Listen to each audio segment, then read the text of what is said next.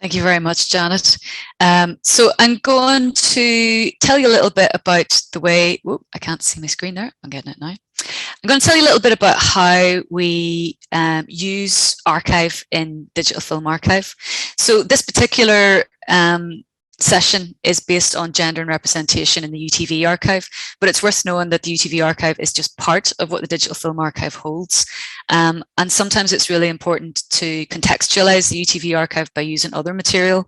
So we have newsreels, we have amateur collections, we have a range of different stuff that we hold in the Digital Film Archive. But the partnership with PRONI is the main focus of what we're going to be speaking about tonight.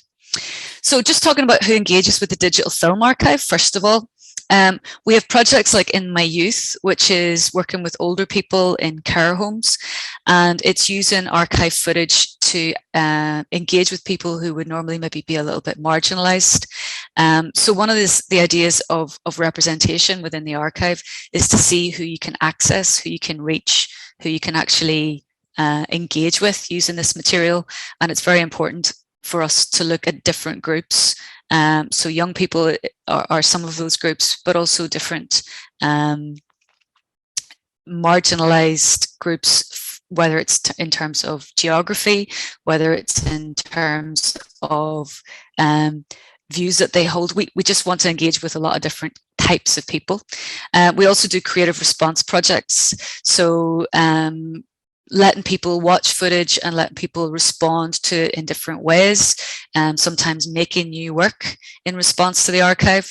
And what it gives is this idea of immediacy. When someone watches a film and engages with it, it brings them somewhere else. Sometimes it brings them into their own past.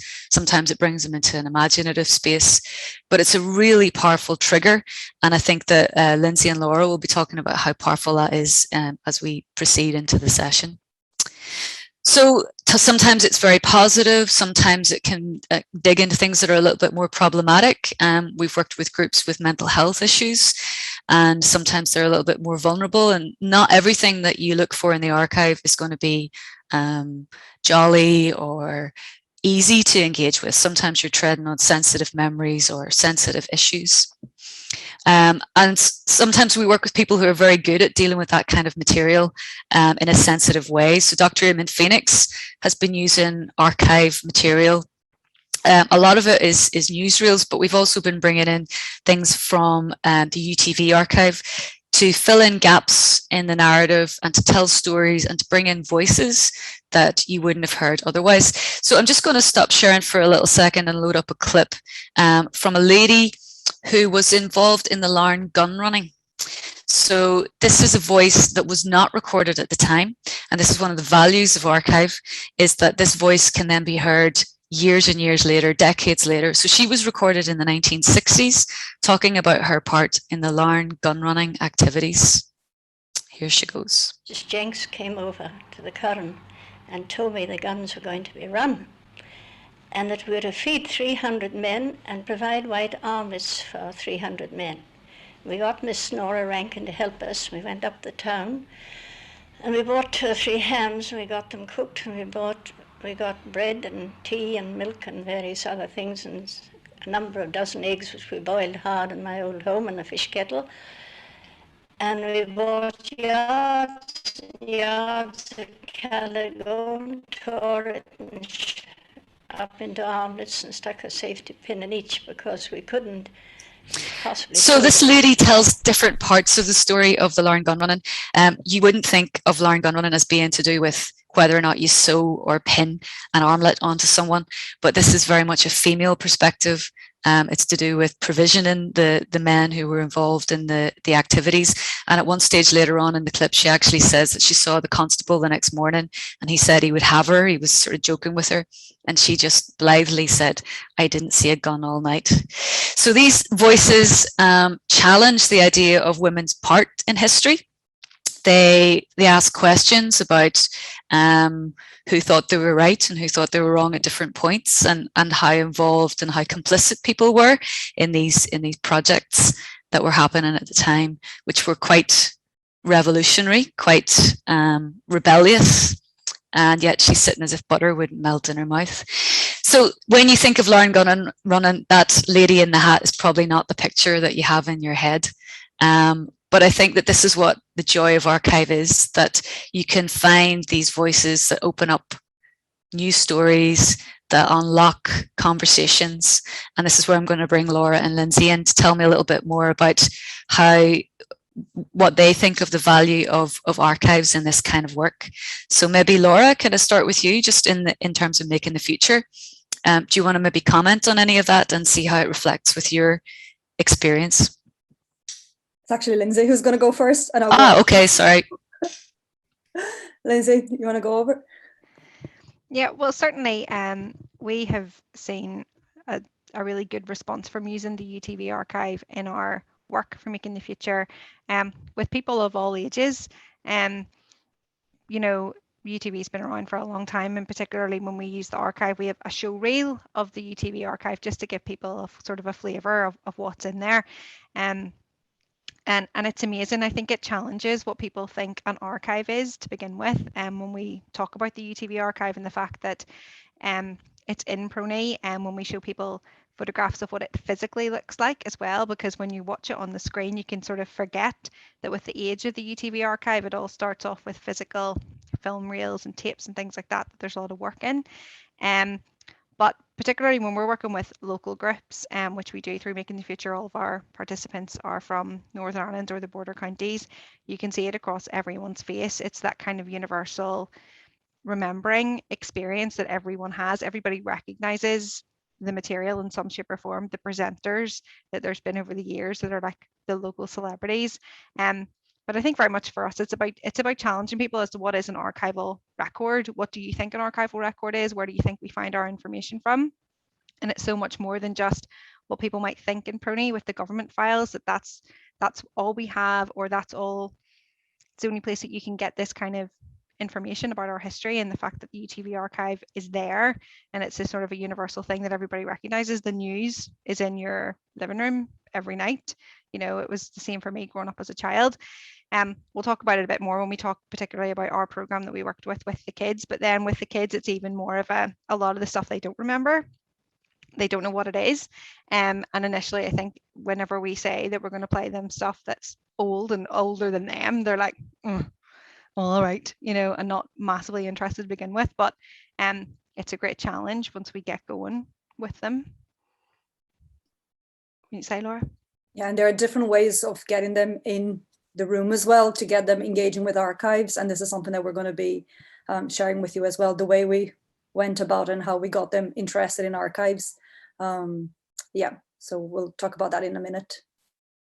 So it's almost as if the audiovisual being so accessible is a way of actually enticing young people into archival research and into these kind of deeper conversations about history and identity. Especially because they are so used to the visual.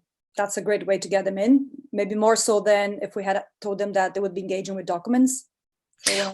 Well, this brings me to the original intention behind the project, because Lynsey, it was quite a different project when its initial design than it turned out to be. So can you tell us a little bit more about that before I show a few more clips? Yes, well, we had lots of different plans as to what we wanted to do with NI Screen and with UTV when we initially started looking at our Making the Future program, and our particular theme was women in the archives. So we were very much knew that we were going to look at women in some shape or form. And initially what we had wanted to do was an oral history program that was very much about women who worked for UTV, and in particular women who worked for UTV off camera. And that was our initial intention for a program with NI Screen, was to do that. And then unfortunately, COVID came along and meant that we weren't able to work with people in person any longer, and we were going to have to find another thing to do. And we had thought about working with kids and getting them to engage with the material in some shape or form, again in person, but we felt like it was the easier one to move online.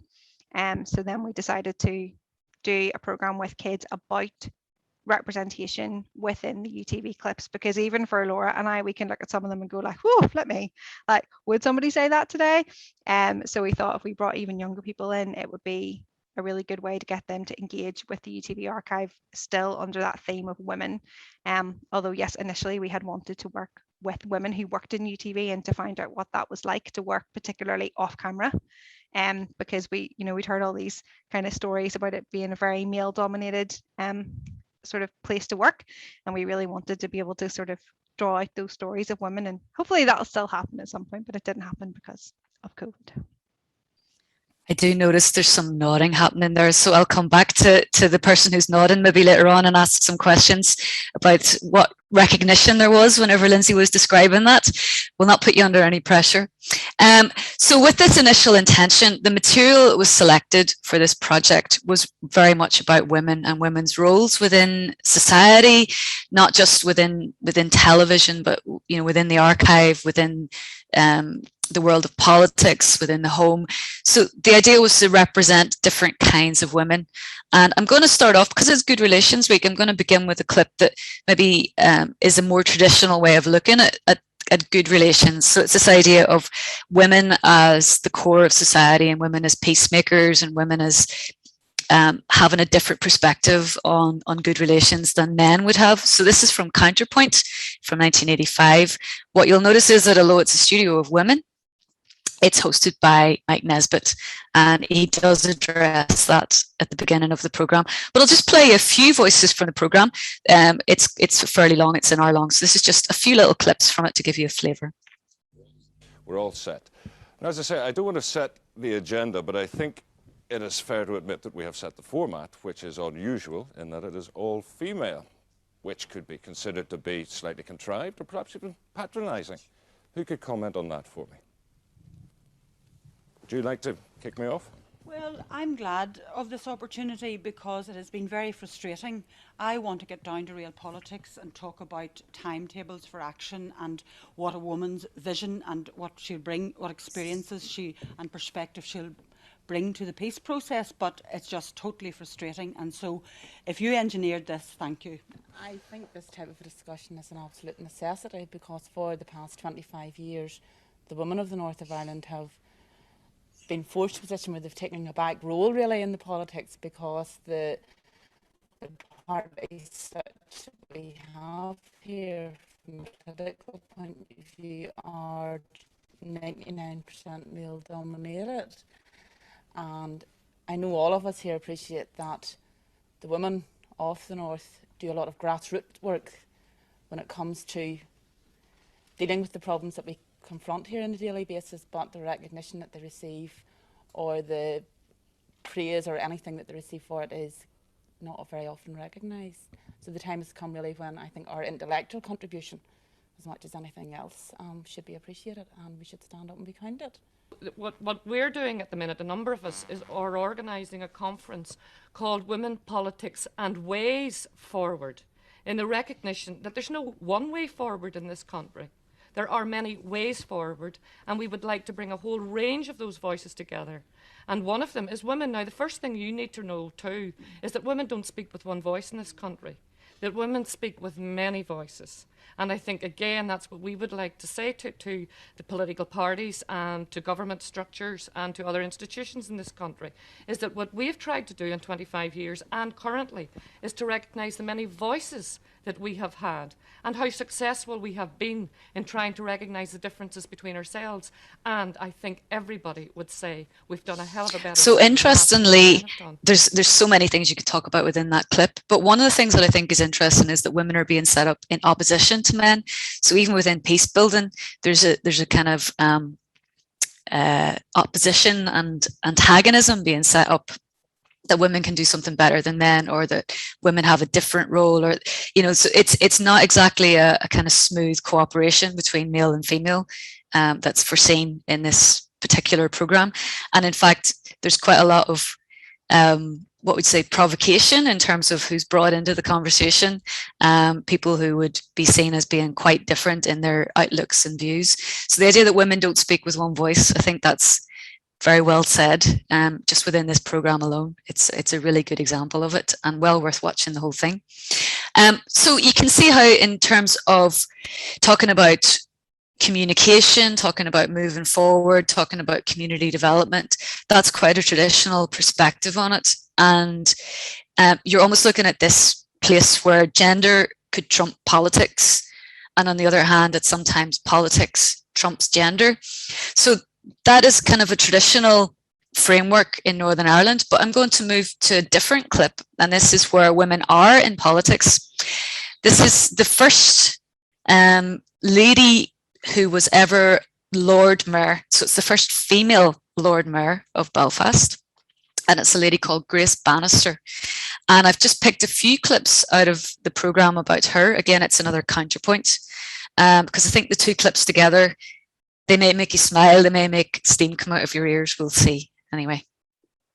It's a VIP seat today for the man who, by choice, stays in the background. The man behind the woman. The Lord Mayor's husband, Jack Bannister. We had no home line, but it was well worth it. I think she's done a good job. Great. For a lady. I'm glad to see a female has been elected the Lord Mayor of the City of Belfast, and I must say she's doing a wonderful job. Whenever she goes out, it's what I have to do with her handbag if she has to give it to me to hold. It can put me in an embarrassing position. The first time it happened, somebody asked the Lord Mayor this question, and the Lord Mayor said that was the first question she asked me, and I said, well, I'm sorry, I've never had a Lord Mayor who carried a handbag. So what's very interesting there, other than again the oppositional idea that, you know, you've switched the roles, that the man is carrying the handbag, in order to fulfill the traditional role, the Lord Mayor is actually wearing frills and feathers and lacy gold decoration on the costume, and that's a male costume that she's wearing. So even though that's a traditional role that she is sort of usurping, in some ways you could question what the costume is, and how men are quite comfortable in some cases wearing these very elaborate ceremonial robes, and yet might raise an eyebrow at carrying a handbag. It's okay to have a gold mace over your shoulder, but not other symbolic items. So yeah, I mean, very interesting. Again, that idea of, despite the fact that there's an idea that there's a good partnership between the two of them, the Lord Mayor and her husband, again, there's this little idea of looking for the moments of provocation and looking for the little moments of tension. And I think that is maybe a habit within these kind of programs, that you're looking for something that has a wee bit of a bite to it that people can start to maybe agree with or disagree with. So maybe people who've, I think there's someone in the room who's maybe done a little bit of work with UTV, and they can comment on whether that's something that would have been built into programming. We can ask again later. So the final clip I'm going to show then, before we talk a little bit more about the program itself, that Lynsey and Laura took with the young people. This was another clip that the young people got to see, and this is the Europa Puppets. So these were ladies who were hired to serve drinks in a very particular outfit in the Europa Hotel, and this is what they had to say for themselves. I don't think we've been exploited. Not for our bodies anyway, because it takes some skill in serving drinks without sort of making a mess of it. But do you not think that it's your body that was hard, instead, you know, here instead of your personality? No, because you need good personality anyway, you know, to be able to be nice to the customers. Yeah. Well, my boyfriend doesn't like me working here. Why is that? Well, he thinks it's degrading. It's not my body or walking around with very little clothing on. It's just degrading, serving drink. Again, interesting to see who has the say on what jobs are done, what costumes are worn, and what people think about it. There is a lady later who says that she's just doing it to make a little bit more money.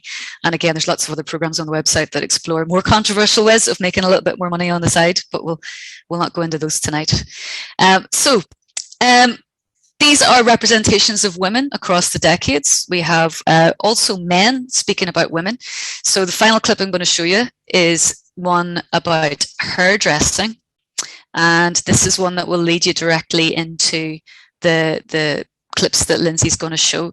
So this is a clip from the 1960s where women were going to threaten to take over a male-dominated domain of hairdressing, which again, it's interesting how that's flipped over the decades. And this is what men thought of it at the time. Gentlemen, are you worried about hairdressing? Well, you ought to be, because it seems that soon one of the last male preserves may go for a burden, and the opposite sex may be cutting your hair, because there's a shortage of apprentices. The young men are not taking up the tonsorial art, and as the older barbers retire, the numbers are getting fewer. What's the answer? Bring in the young ladies to cut our hair. How do you feel about that? How do the customers here feel about it? So how do you fancy the prospect of a young lady cutting your hair? Well, it would be a pleasant change, but don't know. Do you not think that this is one of the last preserves where we men can be on our own? Well, the point is ladies are coming in everywhere today, so we can't really stop them. How do you feel about the prospect of a lady cutting your hair? I rather look forward to the idea.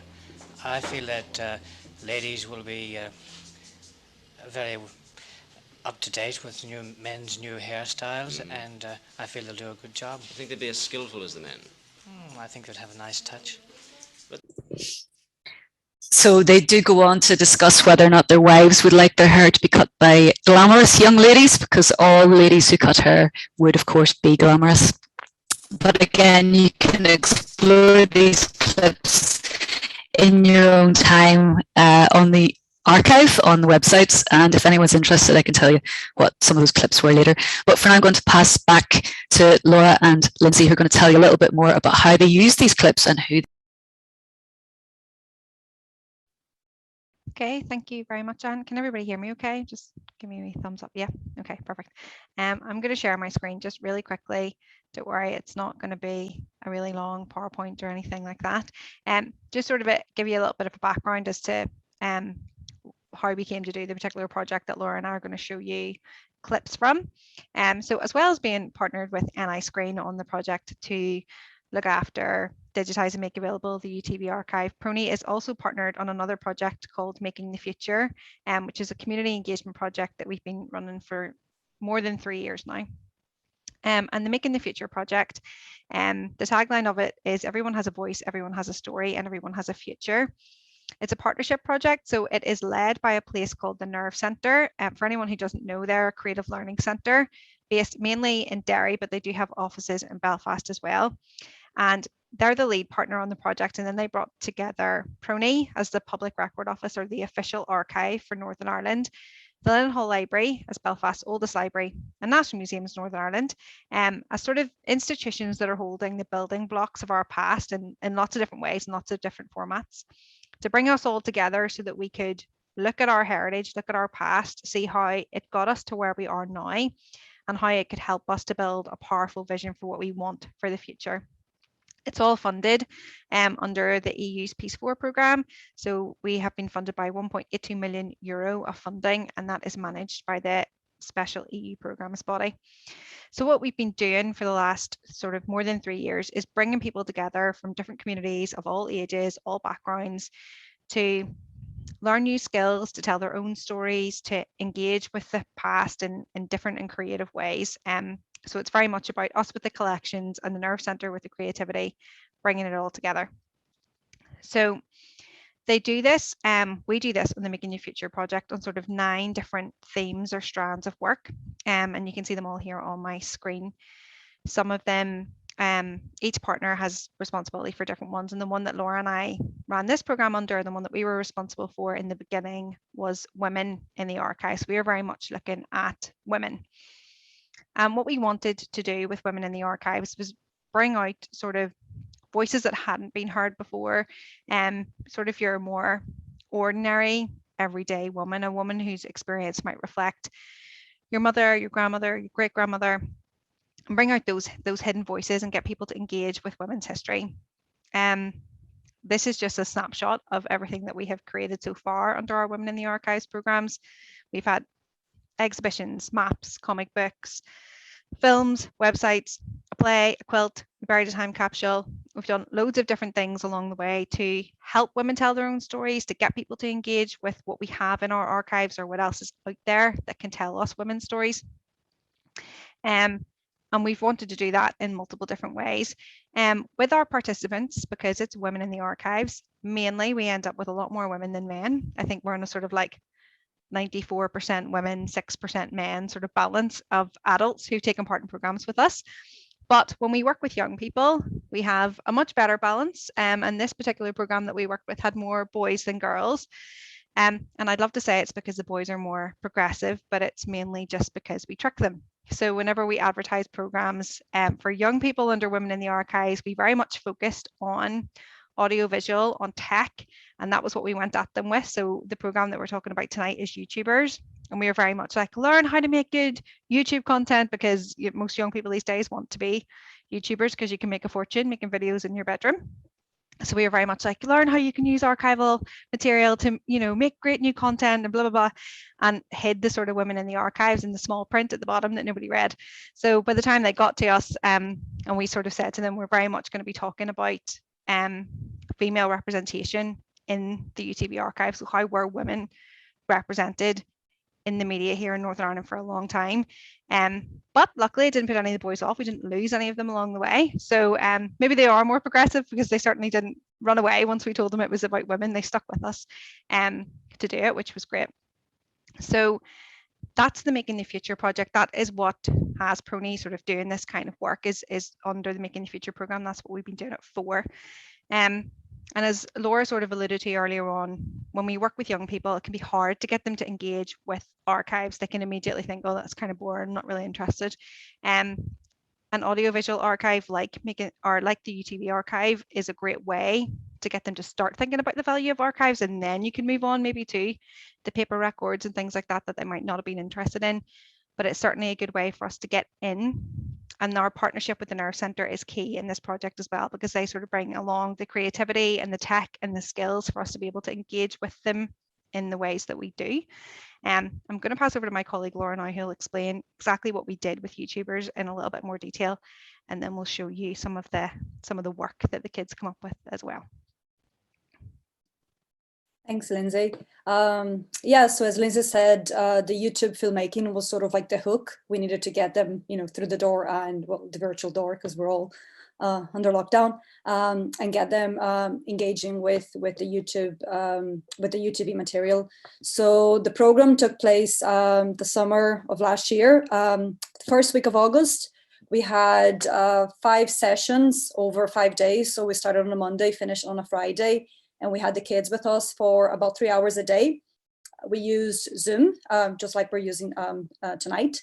And we also use another platform called Slack. And Slack works very much like a private chat room. So we had the live Zoom workshops, and then between the sessions, we use Slack as a way of getting the kids to keep the interaction going even after the workshops were over. And that was also where the kids would upload whatever content that they would be creating from inspired by the archives. We also used another platform called Wix to host the UTV material, because of course, because the kids were working at home, they weren't coming to the building and working with our own devices. We had to be careful in terms of granting them access to the material. So that way they were able to watch all the clips that some of the clips that Anne has showed you, but also but without the possibility of downloading it. So that's how it works, and that's a very important thing when working with archives, is being very, very careful with the whole idea, the whole issue of access, downloading, etc. And another thing as well that Lynsey mentioned, it was the YouTube hook was a great way of getting them to think about archives, but it was also great to get them to think about issues of copyright and all those things. A lot of them want to be YouTubers, and copyright is a big thing. And one of the things that really surprised me along the project was the discussions that we had around copyright. They were very interested and very much aware, and really wanted to learn as much as they could about it. So as I said, five sessions across 5 days, and each day we did something with them. So one day was dedicated to getting them to watch the clips and see their reactions and what they're thinking about the whole all the gender issues that the clips were covering. We also had filming and editing sessions as well. We brought in a chap called Robert Fitzhugh. He's the director of the Dublin Smartphone Film Festival. They're based in, he's based of course in Dublin. And it was great having him facilitating the filmmaking and the editing sessions, because Rob not only taught them, you know, the basic skills about how to film and edit using their own mobile devices, but Robert also sort of like opened up to a greater world of filmmaking, that YouTube filmmaking is not the only thing, that they can actually have careers if they want to go the indie route, if they want to go the Hollywood route. There are different ways of working with films. So so the program, in a way, you know, wasn't only about engaging with the UTV archive, but it was also about thinking about YouTube filmmaking as well as filmmaking as a career in a more general way. And we ended the program with a masterclass by a YouTuber who is he's from Donegal, he's based in Donegal. His name is John D. Roddy, and his YouTube channel is extremely successful. He has over 200,000 subscribers. His videos have like over 7 million views. So again, for the young participants, it was very good to have that interaction with a real YouTuber, and very inspiring as well. We recruited all the participants online, so we did an open call, so anyone from anywhere across Northern Ireland and border counties could sign up for it, and we ended up with 15 participants in the end, aged 12 to 16. So that was the age group. And each day we had a task for them. So after the workshops, we would set up a task and use Slack, as I said, as a tool for them to upload whatever they would come up with. And some of the tasks were, they watched the clips, and we would ask them to recreate some of the content, or we would ask them to create a voiceover narration for a silent clip. And these are the things that we want to show you tonight. But we want to start first with their reactions to the archival material, because that was something that, as Lynsey said, because they were mostly boys, we thought that after they watched it, they would be going like, oh, boring, you know, first of all, archival stuff, and second, you know, gender stuff. And the level of discussion we had with the groups, we split them into 3 sort of like breakout rooms, and the level of discussions we had with the participants, it was absolutely mind-blowing, which I think it shows the power of archives, as Ann said earlier. You know, the power of unlocking conversations is just, it is incredible. So I'm going to play this clip first. It's about 2 minutes long, and it's just a screen recording of the Zoom conversations we had with them. So bear with me for 1 second, and fingers crossed technology will work. Just 1 second. And if you can let me know if everything plays okay as well.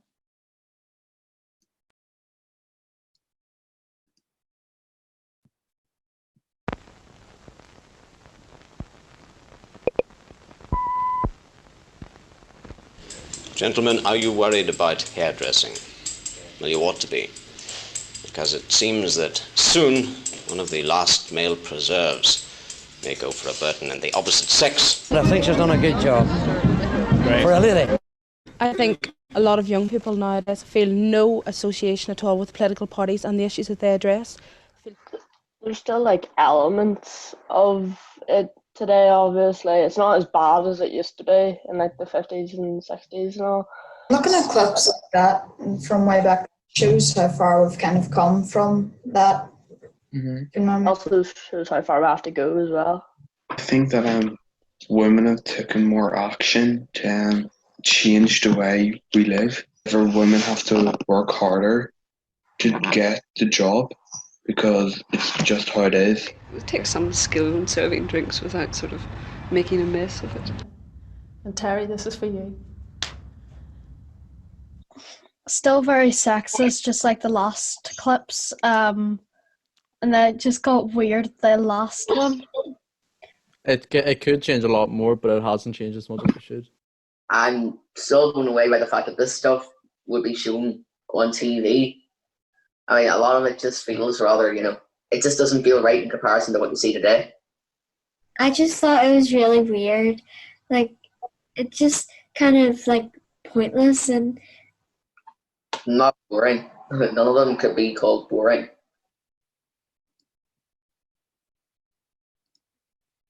Right, so this was the first one. As I said, we were really, really surprised by, first of all, how much they engaged with the clips, and also their reactions, their comments, particularly the part about gender discrimination, how much very little, well, there has been some changes, but not as many as we all would like to see. And again, coming from boys and teenage boys, from at least Lynsey, I think you and I, we had this discussion many times.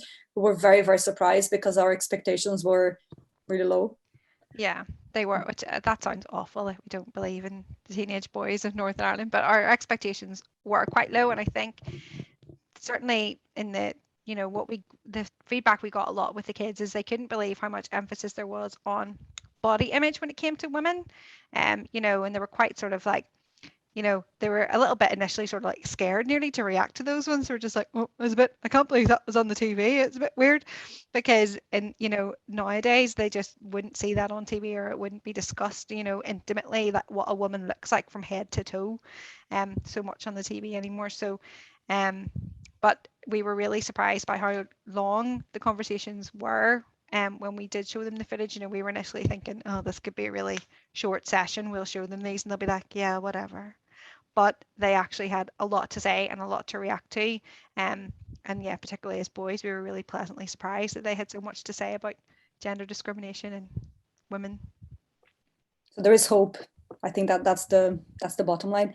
Right. The next clips we want to show you. So then, as I said, reacting to the clips was one thing we really wanted to do and to capture and to see how they would react to the archives.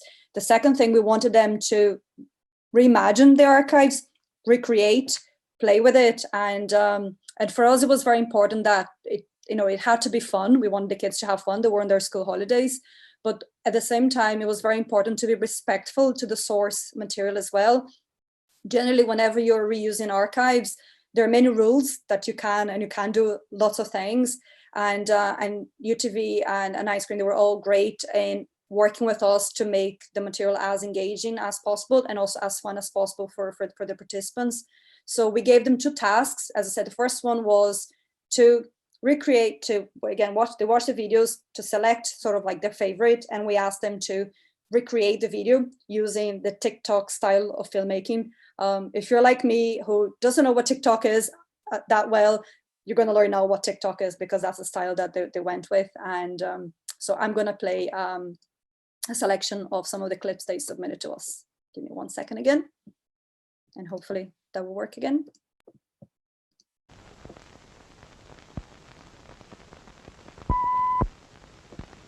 Belfast women have the lowest self-image of anywhere in the UK, and they say their teeth and their boobs are the problem areas. I think a lot of young people nowadays feel no association at all with political parties and the issues that they address, feel totally distant to it, and I think it's time the political parties at least. Is there anything you'd like to change about yourself? Anything you don't like about your body? My wrinkles, my belly, my boobs, everything. I'm happy with absolutely everything, because I'm only too glad that I'm healthy. That's the main thing. It's going to be on TV tonight. It's for UTV. Sorry, can you just give me 2 minutes? I'm just doing a wee piece of camera here, all right? Belfast women have the lowest self-image of anywhere in the UK, and they say their teeth and their boobs are the problem areas. How do you fancy the prospect of a young lady cutting your hair? Well, it would be a pleasant change, but don't know. Anything you'd like to change about yourself? Anything you don't like about your body? My belly and my love handle, definitely. And my arms, I don't really like them either. Is there anything you do like? Not that much. I'm not too fussy, but I don't know. Are you committed to living in Northern Ireland? As long as it is Northern Ireland. Right, I think I understand that. Okay, so this was their TikTok style video. So basically they took sound bites from the original sources and then just performed to the camera, or created a stop motion animation as with the last clip. So again, as I said, it was very important for them to have fun while doing it, but at the same time being respectful and not making as much fun of the original sources, if that makes sense. So having that balance of having fun, but not disrespecting the original material. So that was the TikTok style. Lynsey, do you have anything to add before I show the next one? Particularly, other than, yeah, it was an education for me to understand what TikTok style videos actually meant. And as Laura said, it was mainly just really important for us that they had fun, because they didn't have to stay with us every day for a week last summer on Zoom. You know, we needed them to kind of stick with us, and very much it's allowing them to express what they need to in the way that they understand, but at the same time sort of planting the seeds of the things that we want to from the Making the Future project. So get them to think about women and women's rights and gender and things like that, and get them to think about archives and how it's important and how they might use them even in a creative career, that archives are so much more than just about the past or history or something like that.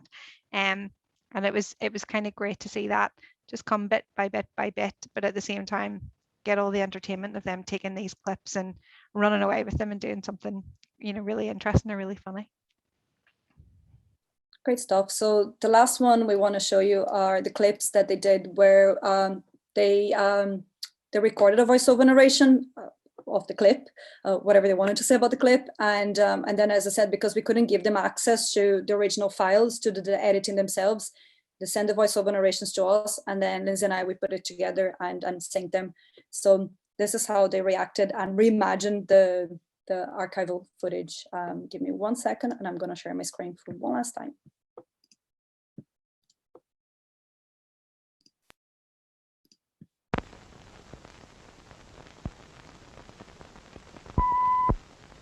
And today, ladies and gentlemen, welcome. We will be looking at these wonderful women in the park.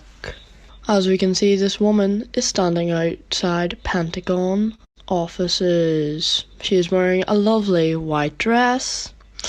It is absolutely amazing. This show is brought to you by ITV. Oh, now she is outside a beautiful Ferris wheel, may I say. She is doing some really weird stuff, but we shall ignore that. She's wearing something a bit nicer this time. She has something coming down in front of her forehead, and she's getting really close to the camera, and she bumped. In Blackstuff Square, someone was putting up a sign that said WOMA. Oh, the Working Woman's S. Then someone signed the thing. Someone spat into a loudspeaker. This woman started talking about how Tato in the North and Tato in the South are two different companies, and how we should not fall for Tato in the North, because Tato in the South are much better. Their crisps supposedly taste a lot better. I do not quite believe that, but you know, they're dancing and men are watching in the corner, so they must be doing something right.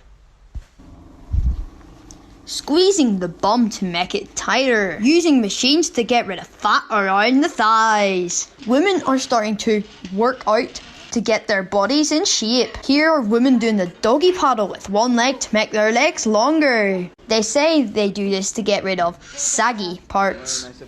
Hello, today we are in the park that is said to have the most beautiful views. Do you think you could point the camera over there real quick? Sorry about that, guys. Seems like someone has spotted the camera. Can you just stop the... What are you doing? Okay, sorry about that. We're back. It seems she's found us again. What's she doing? What's she doing? Oh my god. Run. Okay, so that's their voiceover narration videos. So yeah, as Lynsey said, it was great to see their engagement on the program on so many different levels. They not only engage with archival material with UTV, but they also learned a lot about filmmaking, about the different pathways that they can take with their careers. They learned a lot about reusing archival material as well, and we also got them to talk about gender issues and think about their, about the current situation and the future as well. So it was the type of program that sort of like hit on so many notes and really exceeded our expectations, because initially we just wanted them really to engage with the UTV archives, and the YouTube filmmaking was more like a hook to get them through the door. And in the end, we got so much out of it, and it was a wonderful experience. A little bit frustrating as well, because we're working with them through Zoom, and all the engagement was done online. And we always feel that we get much more out of the participants when we work with people in person, when we can actually bring them into the building, looking at the archives and being in the building with us and using our own equipment. But it was a great learning experience for us as well, because after this program, we actually went on to do a couple of more online filmmaking programs. So we learned a lot about accessibility, about the power of enabling people to use their own devices, whatever technology they have available at home, that shouldn't be a barrier for them to tell their stories and to do that through the medium of films. So this program actually opened up to a lot for us as well. And after that, we went on and we did, I think, three more filmmaking programs, all online as well. So yeah, Lynsey, do you have anything to add before we move on to a discussion? No, not really. I think, as you say, this one in particular had a lot of notes for us for Making the Future and for PRONI and for the UTV archive itself. We say often with our programs when we're trying to reach out to communities or people or groups, it's about meeting them where they are. And very much with kids, we knew that it had to be visual, because that is how they are used to getting information, is visually. And that had to be sort of the hook to get them in. And when we've been looking at women in the archives as a theme for sort of, we've been doing it for 2 years by the time we sort of came to do this program with the kids, it was very much sort of we're funded under peace money, and it's very much about cross community engagement. And when we look at women in particular, as sort of Ann alluded to before, we're talking a lot about when gender sort of trumps politics, and we're saying what unites women rather than divides them. What is it, sort of experiences that are all the same for women across the board, no matter what your background is or where you're from. And it was good to get the kids to think about those kinds of things as well, and look at communities and groups in different ways, and also just to meet each other. None of them knew each other before they started, and by the end of the week they were sort of begging us, could we keep the Slack channel open, or could we ask their parents, was it okay if they set up some kind of new message board to keep in touch, which is obviously really important for us as well, that they get to know one another a little bit more, and that they maybe carry on doing things together in the future. So yeah, it was a great program. I can't believe how long ago it was now, but it was a great program. I think as well, from the original intention, it's just really interesting to see how far it came and how much it developed. And you're getting this new set of eyes on material that was intended for a more predictable audience in some ways, still a very valuable set of people that we maybe still want to reach at a different point. But the fact that you've got this new fresh perspective on material, and that the archive changes depending on who is looking at it. So this idea that the material is not fixed, it's really who you are, where you meet it, what you're bringing to it, and when we share those opinions, it's the conversations that take place can be really, really magical. So thank you very much for sharing that. That's great.